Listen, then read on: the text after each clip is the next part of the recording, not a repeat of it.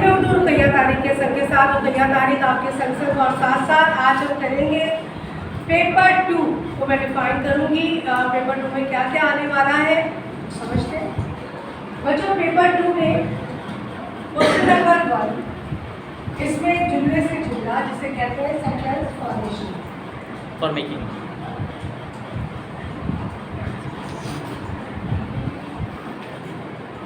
जुमले से जुमला बनाना।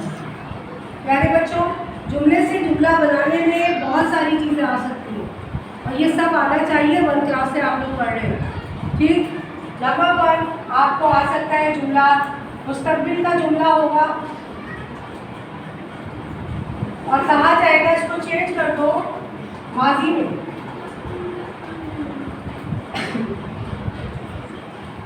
इसी तरह माजी का जुमला बोला जाएगा मुस्तकबिल में चेंज कर दो।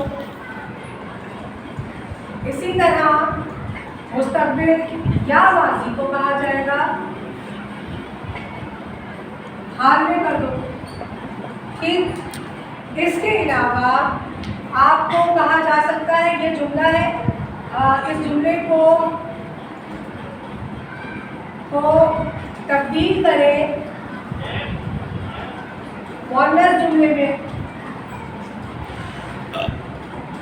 आपको मुज़क्कर का मुअन्नस आना चाहिए। ठीक है, जैसे गधा का गधी, बिल्ला बिल्ली, चमार चमारी, चमारन। चमार। अच्छा, जादूगरनी, जादूगरा, जादूगर जादूगर, जादूगर। जादूगरा नहीं होता भाई, जादूगर वाली फिल्म नहीं देखी थी? नहीं। और मैं जादूगर मेरा नाम होगा, नहीं देख लेना बच्चों की फिल्म। ओके, नंबर 5 है इस जुमले को मुअन्नस पे तब्दील करना आएगा। और इसके अलावा आपको दिया जा सकता है वाहिद जुमला दिया जा सकता है और कहा जाएगा इसको जमा पे कर दो। ठीक है, गधा की जमा क्या होगी? गधी, गधी। गधा की जमा गधे, यार आप लोग इसमें लगता है गए कहाँ से? गधे, याद करो भाई, जो गधे, वाहिद जमा याद कीजिए। गधा, गधे। चले, बात दफा अचानक कुछ हो तो जहन में नहीं आता है, बिल्कुल, पता है आप सबको आता है। ओके, वाहिद को जमा जुमले में हमें करना आ सकता है। इसके अलावा एक और जो मज़े का लगता है मुझे वो है जुमले, जैसे ये जुमला है इसका मफ़हूम तब्दील ना हो, अल्फाज तब्दील हो जाए, वो बड़े मज़े का होता है। मफ़हूम तब्दील ना करें, अल्फाज तब्दील करें। तो प्यारे बच्चों, क्वेश्चन 1 में यही चीज़ें आएंगी जिसकी हमें प्रैक्टिस करनी है। क्लियर हो गया? अब आ जाओ क्वेश्चन 2 पर। क्वेश्चन 2 क्या है विनेश बाजी, जल्दी बताइए। क्या? Close passage. क्लोज पैसेज की कल कितनी प्रैक्टिस की है? क्लोज पैसेज, इसमें क्या होता है, खाली जगहें होती हैं, एक पैसेज दिया जाता है उसमें खाली जगहें होती हैं। ठीक है, और हमें सूटेबल वर्ड से उसे फिल करना होगा। मज़े की बात यह है, बल्ले बल्ले की बात यह है कि आपको ऑप्शन दिए जाते हैं 4। वाह, मज़ा आ गया ना। 1 2 3 4, A B C D। ABCD या नंबर्स देते हैं, वो नंबर्स देते हैं 6 7 8।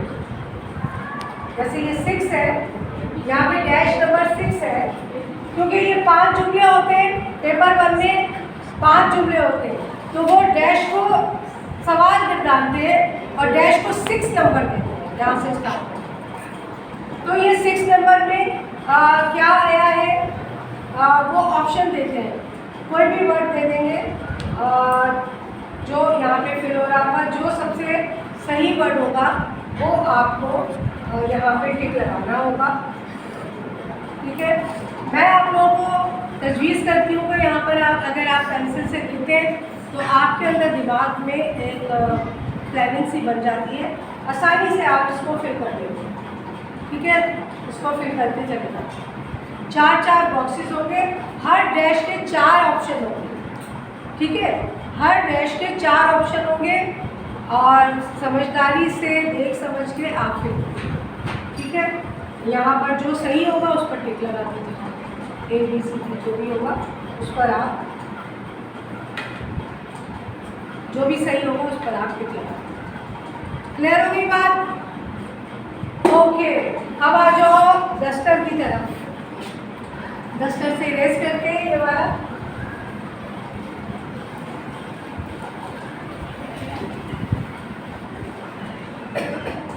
क्वेश्चन नंबर 3 क्या है बच्चों? हानि आप बताओ। ऐसे राइटिंग, हाँ, ऐसे राइटिंग, ऐसे राइटिंग जो तो हम बन से करते आ रहे हैं। मेरा स्कूल, मेरी शख्सियत। और 1 क्लास में क्या किया था बताओ? मेरे प्यारे अब्बा। मेरे प्यारे अब्बा, अम्मा पे ज़्यादा होता था वैसे। और मेरा स्कूल बहुत होता था ना। और मेरा शहर, मेरा दोस्त। मेरा दोस्त। यही कुछ आपको यहाँ पे भी लिखना है। ठीक, तो ऐसे राइटिंग है बच्चों, मजमून। और इसमें आपको 2 पॉइंट्स दिए जाएंगे। 2 पॉइंट दिए जाएंगे जिसको इस्तेमाल करना है आपको अपने मजमून पे। और मैं आपसे अक्सर कहती हूँ पहले आप उन्वान को डिफाइन करें, उन्वान वाज़ेह करें। उसके बाद ये जो 2 पॉइंट है इनको एक पैराग्राफ में वाज़ेह करो।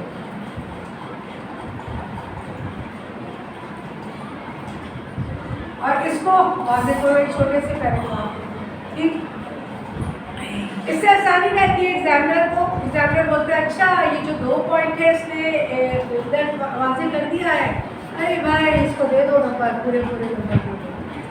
मजमून में एक और चीज़ का इस्तेमाल मैं कहती हूँ करना चाहिए। आप बताइए बेटा क्या कहते हो? मुहावरे। Very good. मजमून में अगर आप 2 या 3 मुहावरात का इस्तेमाल कर लेते हैं तो एग्जामिनर बोलता है अरे भाई ये तो बामुहावरा उर्दू बोलता है, इसको तो नंबर देना ही है। तो बामुहावरा उर्दू की बहुत वैल्यू होती है। मजमून में अगर आप बामुहावरा उर्दू लिख रहे हैं, वेरी गुड, एक्सीलेंट। आ जाइए आखिरी सवाल की तरफ। आखिरी सवाल है आपका क्वेश्चन नंबर 4, ट्रांसलेशन। इंग्लिश तो इंग्लिश के बच्चों की बहुत अच्छी होती है और उम्मीद करती हूँ आप लोग बहुत अच्छे से ट्रांसलेशन करेंगे। बस इस बात का ख्याल रखना वर्ड टू वर्ड मीनिंग नहीं करनी है, आपको मफहूम लेकर आता है। वर्ड टू वर्ड मीनिंग नहीं करनी। अब जैसे हानिया मेरी अगर आ जाता है हानिया इज़ माई एप्पल ऑफ आई, अगर आप वर्ड टू वर्ड मीनिंग लिखोगी तो उसका क्या होगा? हानिया मेरी आँख, सेब की आँख है, ये नहीं लिखना। आपको मफहूम लिखना है हानिया मेरी आँखों का तारा है। अगर आपको मुहावरे का मतलब इंग्लिश मुहावरे का मतलब उर्दू में मुहावरे में नहीं आ रहा है तो आप ये भी लिख सकते हो कि हानिया मेरी बहुत चहेती है, मेरी बहुत पसंदीदा है, मेरी बहुत लाडली है, ये सब लिख सकते हो। तो बामुहावरा उर्दू इंग्लिश जो ये जो ट्रांसलेशन करोगे इसमें मफहूम आना चाहिए समझ में। वर्ड टू वर्ड मीनिंग में लगोगे ना तो पूरा का पूरी ट्रांसलेशन गड़बड़ घोटाला हो जाएगी। तो गड़बड़ घोटाला बिल्कुल नहीं करना है, सोच समझ के काम करना है। प्रैक्टिस करोगे तो इंशाल्लाह ताला आप लोग इसमें माहिर हो जाओगे। और इसके साथ ही उम्मीद करती हूँ आप सबको पेपर 2 भी अच्छे से समझ में आ गया होगा। इजाज़त दीजिए, ज़िंदगी नहीं तो फिर मिलेंगे। अल्लाह हाफ़िज़।